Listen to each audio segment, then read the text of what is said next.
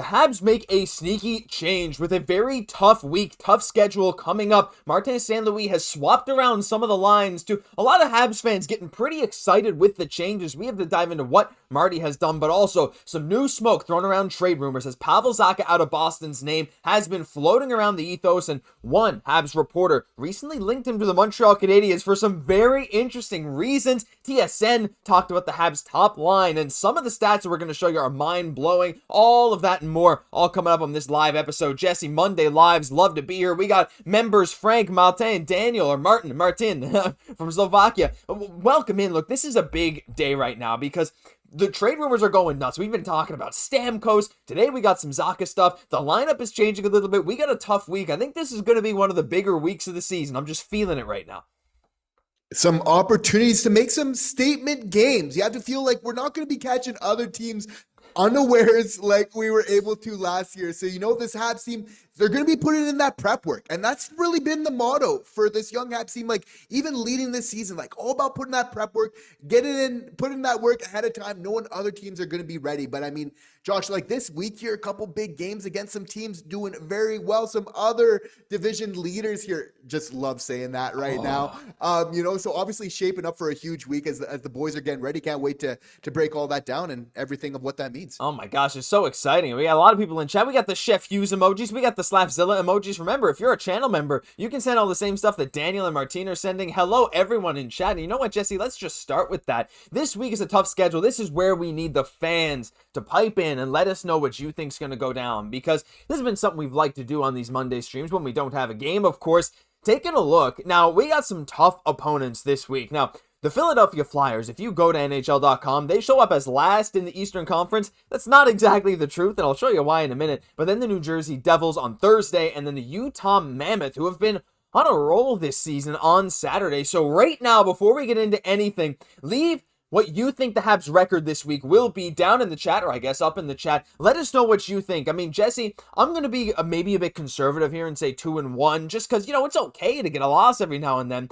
And these are some tough games. Like, look, I know we say Philly's last, but they have 13 points. And the top wild card, Columbus Blue Jackets, have 14 points. Like, there's 1 point separating the top wild card team and last place in the East. It's insane. It's a bloodbath in the East right now. The Devils are atop the Metro. The Mammoth are top 3 in the Central. How you feeling about this week? Like you said, division leaders like the Devils, we're right up there too at the top of the Eastern Conference. So, I don't know. This is really, to me, a big week to finally prove that this team is for real, and a lot of this stuff isn't just fluke. So I think a lot of the real fans know that already. For sure. And again, on a 3-game winning streak. So, the Habs are going to feel confident coming into these games here. Absolutely. I think 2-1 it's fair, but that the boys, they're going to be gunning in. They're going to have that Jakub Dobesh type of confidence where they're just going in, expecting to win every single game that they're really playing here. But we know that what the next phase is for the Montreal Canadiens. It's not just winning games, and getting like those 1-goal kind of, deficit wins. It's really the next phase for the Habs is like blowing teams out, which we've had a little bit of this year, but we want to get back into more. It's not just getting that win and kind of having that lead, but really kind of taking care of it. So that's what we're looking for. Even though we got a tough schedule, you have to feel like, the expectations are still going to be there for Martin St. Louis. We want to get in that next phase, and not just getting those 2 points, but really getting convincingly and trying to make life just as easy as they can on themselves, Josh. Yeah, absolutely. And look, that's all about what the Habs are doing right now. And I see a comment in chat from Ottawa Things, which is a funny handle coming in here, but a shout out to you for being here. And this week we get to see what this team really has. Completely agree. So they don't have to win every time. They just have to look good. And I think that's such a good point, because a lot of the time I think we get, obviously the result matters. At the end of the day, that's how you make the playoffs. Like, winning games is winning games. There's no doubt about that. But especially for a young team, like, we're starting out hot. Not every game is going to go absolutely perfectly score-wise. We're going to get some bad bounces like we have in this season already. That game against Edmonton was very winnable, and there's been some games like where maybe we shouldn't have won, but we did. We had the bounces go our way. But as long as you look good and you're staying to, your team's principles, that's what's going to matter. And again, we'll get into the top line doing that in a minute. But yeah, I mean, Jesse, we got some predictions. I got to see more people's predictions here in chat. We got E. Keats saying 1-1-1. Daniel saying 1-1-1. Bobo's Fun saying 1-1-1. Frank saying 0-1-2, and another Steve Meltzer saying 1-1-1. I feel like I'm the crazy one here saying 2-1-0, but Jesse, I think if we can come out of this week, I think like some people are saying with 3 points in these 3 games, that would be great. We could stick near the top of the standings. Hopefully that win comes against New Jersey at the very least, but like I still don't think it's crazy to say we can get 2 wins here. Like, you know, I feel like in my brain, Montreal is still below these teams, but the reality is we just aren't. Not yet, at least. No, definitely not. I think the Mammoths still got a lot to prove as well. And if we're looking at New Jersey Devils lineup and really the depth that the Montreal Canadiens have, we're looking at our decor, what we're getting in terms of goaltending right now, and obviously some other implications of the power play first line we're going to get into in just a moment here. Like, there is a reason why the Habs are winning these games, and that's why I'm saying we don't want to just win them anymore, but we want to really win them convincingly. And of course, there was even a couple games, like you mentioned, the Oilers, but I can think like to even Toronto Maple Leafs, like very early on this season, right? Where it's like we're looking like the better team there. We're missing out on the 2 points that night, but we are looking very good. So again, like even when we are losing at, you know, we have 3 losses this year, a 9-3 record. It's like, I don't know. It's like this team is really looking solid. I feel throughout, and there's a reason why they're sitting where they are. Yeah, absolutely. Like the whole roster is being solid. And again, a lot of that's driven by the top line, which we'll talk about in a moment. And we're going to get a poll running. But yeah, like I look at this and it's like, it's almost surreal. Like we're 12 games into the season. Like, you know, it's not like a crazy small sample size. Like I don't want to say we're approaching a quarter of the way through because we're still a little ways away from that, I think. Like we're still 8 games away from that. But like still we're over an eighth of the way through and it's a decent sample. Like 9 wins is not nothing. Like 6 games above 500 is very important. And I want you guys to leave in chat how many wins you think the Habs will get this week. There's a poll. Let us show your results in that poll because I'm really curious to see how this goes. But again, a lot of the performance this week I think is going to be driven by that top line. And there was a great article on TSN by Travis Yost who talked about the Habs. It's a great article. It's linked down below. Please go check it out. And there's a few things we want to dive into from it. And we're going to start with this here. He said, this group is playing with the puck so much, this group as in the Habs top line specifically, that they are rarely ever spending time in the defensive zone. It's hard to give up goals when the opponent rarely has the puck, and this line is perhaps the best example of that. And I think it's a great point by Travis Yost because first off, before we even show the supporting documentation, Jesse, doesn't it just feel like when that line is on the ice, we are never, ever in trouble? Like, the advanced analytics back it up, but I feel like in terms of the eye test especially, I'm just blown away every time they jump on the ice. It is, and how they're playing right now is exactly how Martin St. Louis envisioned really kind of like this overall team defense. So amazing just to hear really kind of some of these words verbatim being spoken. But yeah, like when we're talking about like this Habs first line, like there's just so much to love, Josh. This is, you got a little bit of everything, right? Like, you know, you got a little bit of that toughness from Slav, free up those pucks. You then got that playmaking from Suzuki to make something of it once, you know, the puck's in play. And of course, that finish, that skill from Caufield, which we're seeing in spades here to really start off this season. So a lot to love. The fact that they actually have like a +8 goal differential. The team as a whole, again, like the top line is the major contributors to that. We'll get into that in a second. But like, we're looking last year, we were one of the few teams, the only team, in fact, to get in the playoffs that had a negative goal differential. Yeah. So if there's like one thing that the Habs needed to improve on this year, it was absolutely that, scoring more goals than you're allowing in against you, your goal differential. So of course, you know, the Habs top line making a huge difference there. But again, Josh, like we see besides that top line, we have 17 goals for, 19 goals again. So as good as this top line has been here, it's showing like, even though that we're off to a good start at 9-3, there still needs to be something added. And I know we have good chemistry and we need to be careful about like what we're doing. And I love Kapanen as much as the next person, but like, let us know in the chat because like you'd think from our record that we don't need to add. But Josh, it's interesting when we start to jump in these analytics, it starts to show that the demand for like a 2C is actually there. Like, let us know in the comment sections, like, do you feel like we still actually need that 2C? Do you feel like we're okay with the chemistry that we have right now? These numbers are showing something interesting though, Josh. What's your take on that? I think that's a great point, right? And again, like the depth has been good, the depth scoring, and we're going to put up the poll right now. Do we still need a 2C? And I think that's going to flow very well into our next talking point, which is Pavel Zacha. And we're going to get the fans to answer that poll right now because I think it's very, very interesting. But I think you're right. Like, I think the depth is there, but you really want that goal differential to be at least even throughout the rest of the lineup. And I understand, like, your fourth line is not going to have often a great goal differential. It's just, it is what it is. And especially messing with the lines, which is another thing we've done recently. We're going to get into that and how that'll affect the Habs. But it is an interesting thing, like, to look at the rest of the analytics outside these guys. But hey, having a bona fide top line is the hardest thing to do. Filling out the rest of the team is relatively easier than putting together an elite top line. So at least we can work from the top down. And before we get into some of those crazy analytics, we got to get here into a super chat from Daniel, 50 Swedish kroner. Thank you so much, Daniel. Thank you. Shout out to Daniel. Leave some love on that from Daniel. Praying for less overtimes. My blood pressure can't take it anymore, but a win is a win. Slafzilla emojis across the board. Hoping for a good game from Slaf, and I think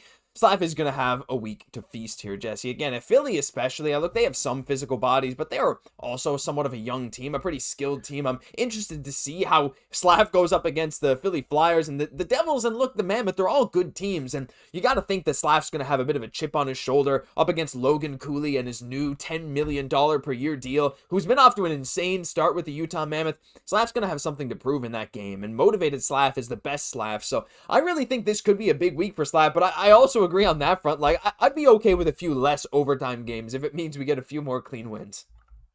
Yeah, for sure. But I love that Slafzilla is like going for his this year. Like, I'm okay, like, in a world, let's say, like, maybe Slaf, it maybe like he's getting around 50 points, just like a lot more goals. Because that's the way like things are trending this year. Like, Slaf could very much be a 30 goal scorer and maybe still be around that 50, 55 point, like not do a tremendous jump in terms of points, but like the goal scoring, take a huge leap. Like, as we see here, 6 goals to just the 1 assist. Like, again, we got the playmaking in Nick Suzuki. It's a big part of that, but like, you know, he's creating his own lanes here as well here, which is very interesting to see in front of the net. So I'm just loving like that impact that he's giving, because it's like, we know that Nick Suzuki and Cole Caufield, like, they can score goals, like they'll get theirs. And it's like, this is now the evolution of Juraj Slafkovsky. If he can outscore and be that kind of guy as well, even if he's not being that playmaker type of guy, I am totally okay for that, for just like that kind of like winning impact that has on the entire team. Absolutely. And, you know, him using his body and winning these puck battles and also playing some great defensive hockey. Like, you look at some of the advanced metrics now for Slaf, like his defensive advanced metrics in terms of how many chances the team is giving up with him on the ice, they've drastically improved from last year. And that kind of flows into this graphic from that TSN article from Travis Yost. And this is courtesy of Hockey Viz, which is where you can get graphics like this. But you can see, what does this mean? Well, the Habs net is on the bottom. That's Jakob Dobes or Samuel Montembeault, whoever you want. And the blue zones are areas that the other team is just not really generating many chances from. You can see excess weighted shots per 60 minutes. There's like no red. It's all blue. And basically what you see is the more blue you see, the fewer chances the Habs are giving up. Which means this, with Caufield's 152 minutes, with Caufield, Suzuki, Slafkovsky out there at 5v5, the Habs are way better, 26% better than league average when this was generated, at least, in expected goals against per 60 minutes. It's blue everywhere. No one's getting chances. And again, that goes back to the fact that we have the puck in the offensive zone so much. That defensive role from these guys. Caufield's improved so much. Suzuki this year, a lot of metrics paint him as having an elite defensive season already. And Juraj Slafkovsky doing it too. Again, like, all those things combined, Jesse, just lead to this being an elite first line. And sometimes I feel like, yeah, you know, they say the best offense is a good defense. Maybe for us, the best defense is a good offense with these guys. It's really interesting to see how impactful they've been so far this year. And really, the reason for that is just getting the puck quickly out of the zone. And obviously, like, the whole 5-man unit is such a big part of that. But obviously, that top line just being such a great example. But again, when you're speaking about an elite first line, which I absolutely agree with, I think you're totally right. Like, that elite first line is founded, we need to remember, on the chemistry of Cole Caufield and Nick Suzuki first and foremost. Yeah. If it's not without their chemistry and them just this natural feel that they just have for each other on the ice, off the ice of that friendship, but on the ice of just knowing where each other are, like that X factor, that sixth sense, which is almost showing as innate at this point. It's just absolutely unreal. Of course, but then you put Juraj Slafkovsky into the equation, that complete physical component that's needed while still having the skill to be able to hang with these great players as well here. Just phenomenal to see, like, the evolution. It's just going to get better at Slaf. Again, is kind of just getting stronger. He can own his specific role on this team just that much more. Caufield and Nick Suzuki are just coming into their prime right now.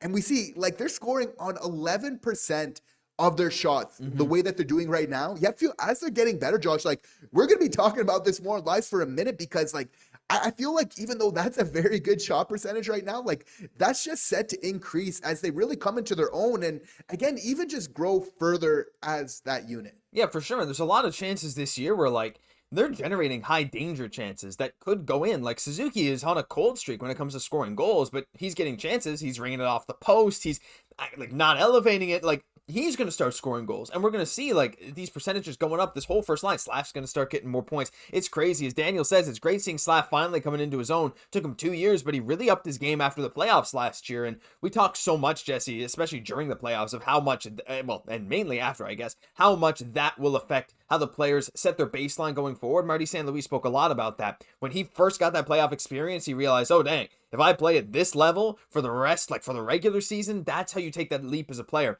Really feels like Slaf is getting there. But to transition away from this first line, we do kind of want to go to the second line right now. And there's some interesting stuff there because we asked, like you asked, Jesse, do we need a 2C? Do we still need, capitalized need, a 2C? And of 98 people who voted, 76% said yes. Yes, we do need a 2C, and I find that very interesting. I think that's 26, or sorry, not 26, whatever it is, whatever the percentage is. The math doesn't work. 76 out of 98 people, or maybe 75, said that we need a 2C. Yeah. And before we dive into this 2C talks, there's been some interesting stuff about Pavel Zacha. I'm just going to ask you guys right now, we got almost 300 people. Leave a like on this stream if you want more Habs fans to tune in. We got some great streams coming up. We're looking at doing some watch-alongs for games at some point, so make sure you hit subscribe as well. You can see the live count up there. We got a goal for the end of this stream to get at least 23,550. We'd love to get 10 new subscribers, 10 new people who want to return and come back for another live stream and get that like number up to 100. Thank you so much for tuning in. We see so many great chats about Slafzilla, about Michael Hage maybe being a 2C. He's just been moved to the wing in the NCAA. Very interesting, but his skill is so high. Maybe he projects as a winger. Pavel Zacha would be a way better option than Kadri. Gotta know, whatever happens if Evans or Suzuki get injured, the faceoff's going to be an issue. All this stuff, a lot of this, transitions to right now that 2C talk, Jesse. And there's been some interesting stuff today from Nicolas Cloutier at TVA Sports, and it's linked down below in the description as always. Have a look here at Pavel Zacha. Now, we're not just saying his name for nothing. I want to show you some interesting quotes that Nicolas Cloutier had in his article. One of the NHL's worst kept secrets is that Kent Hughes adores Bruin center Pavel Zacha. Now, this is translated from French, but that is what it says. We speak French. That is definitely what it said. But so that on its own is interesting enough to like, okay, all right, we've already talked about him before. Zacha's been in a lot of trade rumors. Sources within the NHL that you can trust assure us that Montreal is not on the no-trade list for Pavel Zacha. Quite the contrary. Apparently, there are a few Czech players in the league who dream of playing in Montreal. I'll leave it at that. Now, you can fire away your speculation at who that is. We already got, of course, Jakub Dobeš in net. We got some Slovakian, some Czech people with the team. That's good. Jesse, what do you make of these interesting rumors coming to light? Kent Hughes loves him. Habs are not on his no-trade list. Look, it's going to cost a pretty penny to bring him in because I know a lot of teams want him. But, we're talking about a good fit. I think there's not many guys out there that fit better than Pavel Zacha right now. And again, like, if anything, if like Kent Hughes really likes Pavel Zacha, again, like I think that speaks a lot to the character, both off the ice and then on the ice. Being a good guy, we know how important that is really for Kent Hughes here. So that's like an interesting element in all this. Like, speaking about things that I like, that I see from Pavel Zacha on the ice, 6'4", 211 pounds, likes to go to the dirty areas on the ice, is known for laying a big hit from time to time. Again, like point per game this season here, 2 goals, 10 assists, same time, point per game player, a very good production. And again, like, we're tempted again, like with how it's looking, that maybe we shouldn't touch things here, but like for somebody that stops, like, is a little bit of a stopgap solution, whether that's Slafkovsky, whether that's Hage there at that 2C, I think like for what he's providing, I know we've spoken about this before here, and we have been open to the idea. And again, just with the production that we're seeing from him right now, Josh, again, and just that love from Kent Hughes, which I think should matter something for all Montreal Canadiens fans. I think that Kent Hughes has really earned so much more kind of love and trust from us here.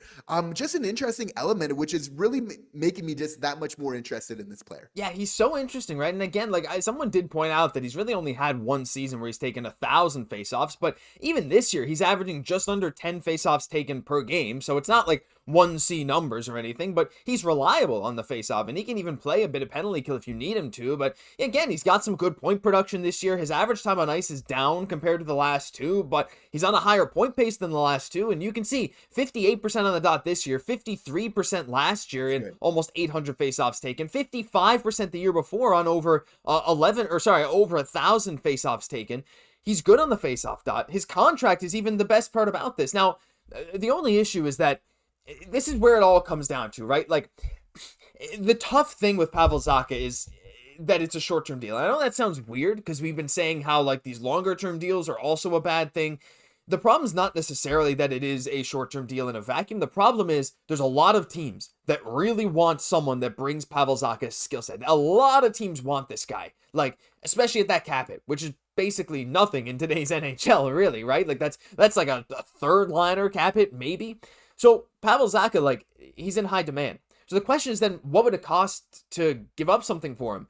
And then he's going to walk right to unrestricted free agency after next season, which is never really the ideal scenario. Yes, you could always move on from him and trade him next year, but for a team that's trying to go and compete, that's not the ideal situation. So Jesse, does that like maybe concern you at all with the fact that like right now we've heard these talks when we talked about Trocheck, for example, centers are at the highest price they've been in a long time. So if Montreal wants to land him, you're only getting 2 years of a guy before he hits unrestricted free agency, and you're probably going to have to give up something significant here. We're not talking pennies on the dollar.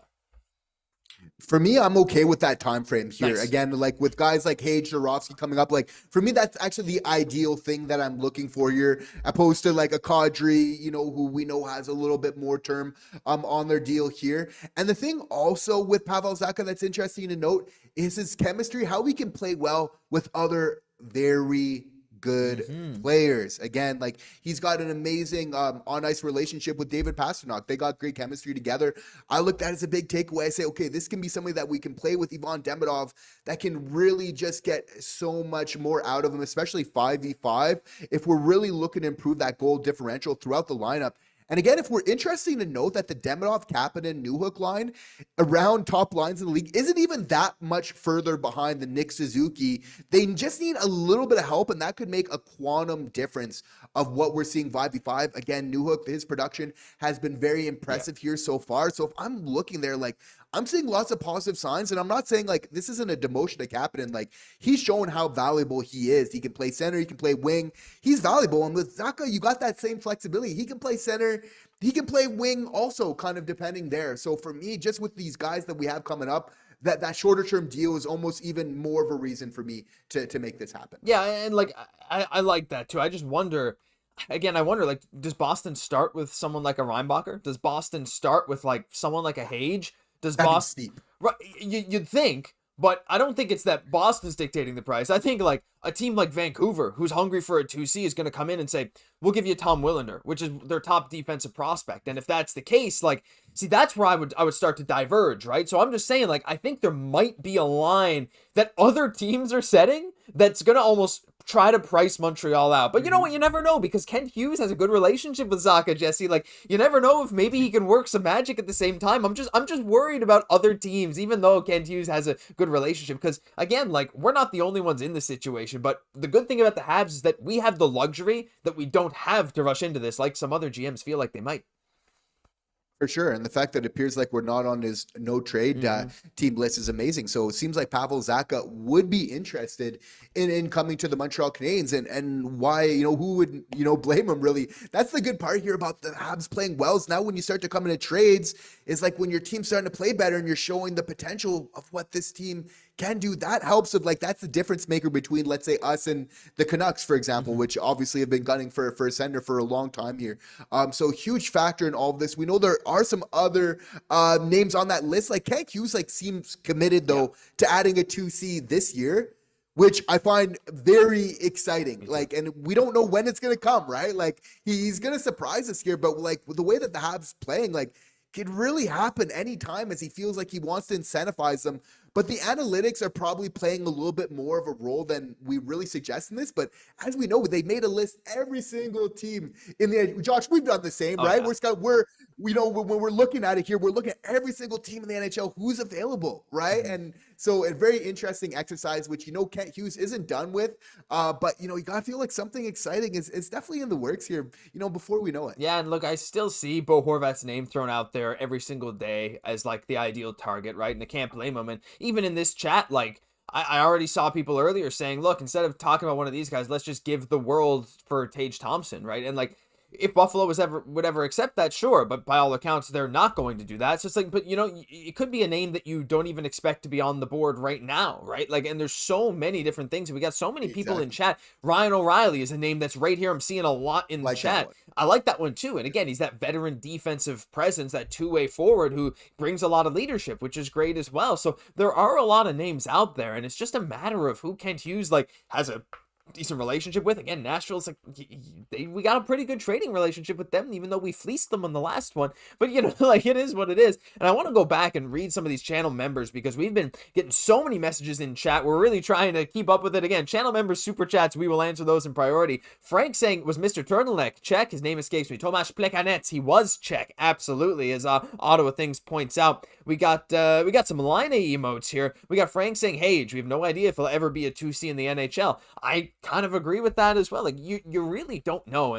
But that's the scary thing, right? Like we have so many good prospects, but so few spaces because of how many good young players we have. We never know how they're going to pan out in our system versus like if we trade a young prospect now to another team, maybe they'll thrive there where they didn't have room in Montreal. The Logan Mailloux scenario maybe not working as well as the Blues would have wanted, but again, that's the kind of risk you take, right? Like we were so high on Mailloux. He still, I think, can be awesome. I really do believe that, but right now it's not working. So it is interesting. But like right now, like I just want to say again, thank you so much for being here. We're trying to hit 7 more subscribers. Which way? 7 more before the stream ends. We'd love to hit 550. Thank you so much. And leave a like while you're down there. Over 300 people. We want to see that like number hit 100. We love to do it. But yeah, Jesse, to close that off, I think we will see some 2C talk escalating a lot now, especially as we get towards Christmas and more so towards the Olympic break. Because right now teams are still evaluating. And hey, it's why Montreal's even making some lineup changes right now, trying to tweak and find the right stuff. But I think it's going to be coming soon. I think we just got to be a bit patient. Yeah, for sure. And again, like it's so important to get that right, just given kind of the chemistry on this team. Ryan O'Reilly's definitely an interesting name, but like after it's looking like very much we're the winners on that Bolduc trade again, that sometimes makes it hard going back to them for another trade so soon thereafter. That being said, it's like, yeah, the due diligence is going to be done. I think if we're Habs fans here, you got to be thinking of vet. That's probably fitting something that we're looking for. And obviously like a point producer. Yep. That's a big thing. If we're bringing somebody in, somebody who can bring out the best in Demidov. And obviously that culture kind of vet, good mix of culture, point production. That's really going to be Kent Hughes' Venn diagram and getting this all done. Kent Hughes is patient. Kent Hughes is very, very patient. I mean, I like that. I see a comment here. Vinny, Marty, and Stammer once again. Look, we're not getting back into the Stamkos stuff today, but hey, it was very interesting to hear Jeff Marek even talk about that. Like, look, of all people, Jeff Marek really like that. I even see a lot of people now stay away from Kadri and Stamkos. Like, that's the thing. We got lots of opinions there. By the way, thank you to the person who subscribed. We're getting so much closer to that goal. But look, we're talking all about the 2C. We got to get into the lineup right now. And I'm going to put the poll up. You guys haven't even seen the lineup change yet, though you might have seen it already.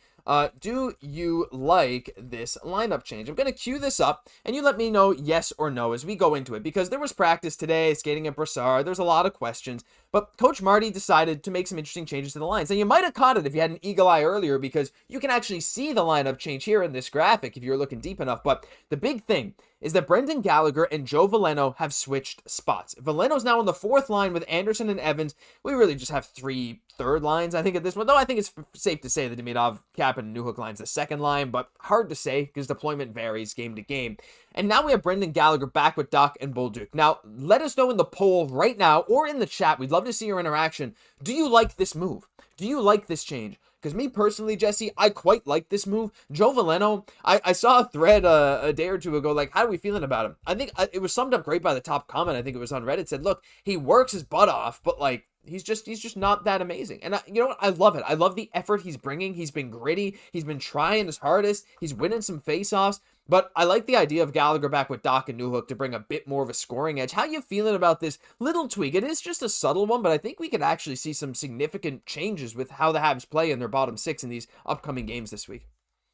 This is a big change. And again, it speaks to the overall theme, I think, of the live here tonight of, again, the first line is doing really good and we're really happy with the Habs, but how do we get even more out of those other three lines? And especially that one, like Demidov, Kapanen and Newhook, they're producing pretty well. It's really that line, again, that the analytics are probably driving this decision. And I think it's a solid case. I love that the Habs are just looking at the numbers a little bit more and helping that to inform them of what they're doing here. Because again, like Brendan Gallagher, again, like he was lighting the lamp last year. He had a very good year. So this move here is looking to get more offense into our middle six. I think it's a great suggestion here. And I think Veleno maybe even playing a little bit lower in the lineup because like he's doing a lot of good work. It just seems like he never kind of quite gets rewarded for it yet. I think maybe putting him a little bit lower in the lineup there is going to be a big part, but there's also the implication of like, obviously we love having a Bolduc and Gallagher together. I think that Gallagher is obviously such a great role model for Bolduc. We know though that Bolduc needs a very little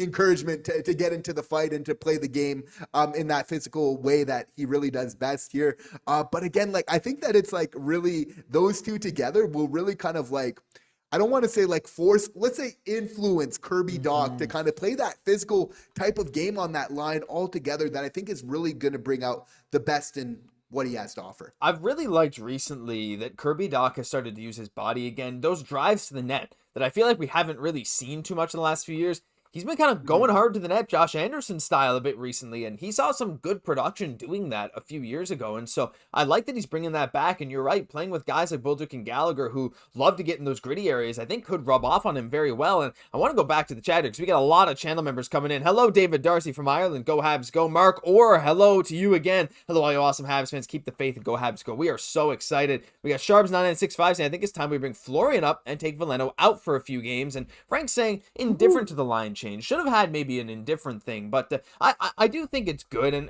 I'm going to bring up some stats as to why. Now, Florian's an interesting idea. I think as the season goes on, you might see some interesting changes. Florian hasn't been off to the hottest start in Laval so far this year, but I'm sure he's going to pick it up. This here that we showed earlier, like, this is on-ice shot attempt percentage, as in, like, what percentage of the shots is your team getting when you're on the ice? Obviously, the higher the better. Our team is led by our top line. Caufield, Suzuki, Slafkovsky all control 62% of the shots when they're on the ice, which is really good. Then Hudson, and then Bolduc, and then Brendan Gallagher is 6th on the team above 53%. We actually have 9 players, forwards and defensemen, that are above 50%, which is obviously better. That means you're controlling over half the shots. Joe Veleno is down there at 45% when he's on the ice. So that's number one. I think it makes more sense to have guys like Gallagher, Bolduc, and Dach all above 50%, all playing on the same line again. But this here, like this to me, if you go by expected goals, this data is from Money Puck, which is where we get a lot of these advanced analytics. For any forward line of the Montreal Canadiens this year, Jesse, the Bolduc, Dach, Gallagher line, despite only playing 43 minutes together over 8 games, has by far the highest expected goals percentage. 68.8% of all goals are expected to go to the Habs versus 32.2% to the other team, or 31.2% when they're on the ice. It's our most effective scoring line in terms of a rate basis, which again, I think is just really interesting. And you see Veleno's line's a little bit below. So anyway, some advanced analytics, but again, I think like we know the Habs like to look into these analytics, and it wouldn't shock me if they've seen some of this and Coach Marty's like, hey, like Bolduc and Dach and Gallagher, these guys, they click when they're out there together. The Habs generate chances. Why not give this another shot? For sure, because if we can get Kirby Dach going, we know what that means for this Montreal Canadiens team. Like, and again, he's doing lots of great stuff. I love that we're seeing it in the comments. We're noticing like the eye test, like he's doing some good things out there. And again, it's all about like the game. It's really a microcosm there. If you just kind of keep doing those right things, like the results are going to come for Kirby Dach here. But, putting him with a guy like Bolduc, who we know can produce, Gallagher, who's going to be in the fight every single night, I think it's absolutely great here.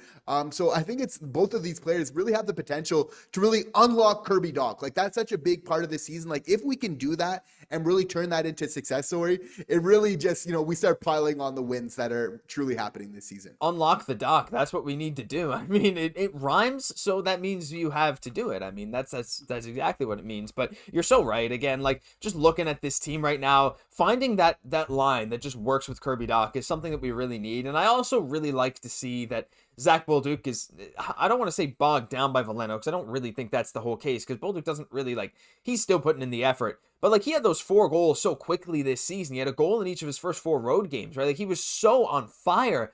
But then it kind of cooled off, and I think now, again, he's not on the PP1 anymore, though I don't want him to go back there. Nothing against him. It's just that we're rolling right now. But to have him with a skilled guy in Dach and a guy that can score in Gallagher, guys that will just make it very tough on the other team to keep possession of the puck. They'll make them work hard. This is a forechecking line that also has that high-end skill. A 20-goal scorer last year in Brendan Gallagher. Zach Bolduc, who could very well score 20, 25 goals this year. I don't think it's a stretch to say Bolduc arguably has the best shot on the team outside of Caufield and Laine. Like, when we're seeing him, there's a reason we gave him those opportunities. Maybe it's a stretch because he's so young, but he's shown some really great flashes. So, anyway, to have that kind of skilled line, I think is interesting. Though I did see something in chat, Jesse, saying we need some data on Bolduc, Dach, and Demidov. I don't know if we'll see that change coming soon, but I think before the end of the season, they might be experimenting even more. And maybe this is just step 1 of just kind of testing out the waters with some different trios.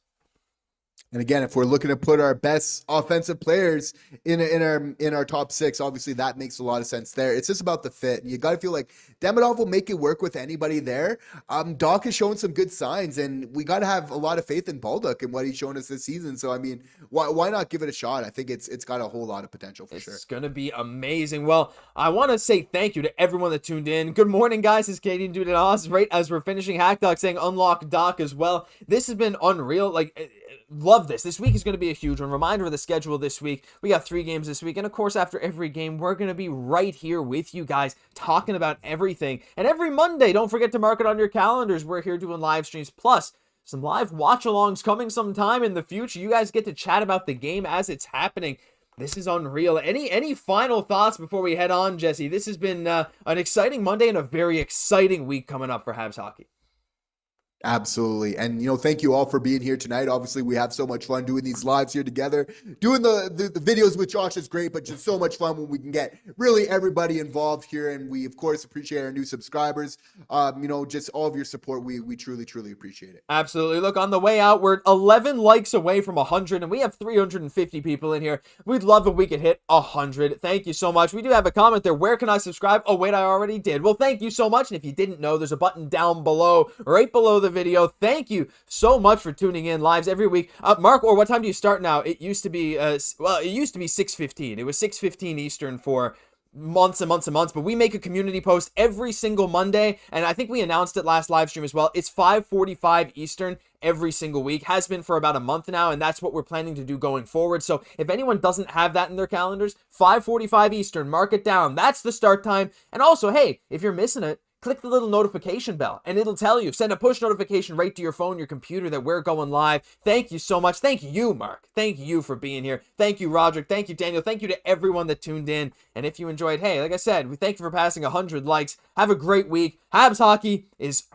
it's so hot right now. I'm Josh Gosse, my co-host, Jesse Poirier. We'll catch you on the next one.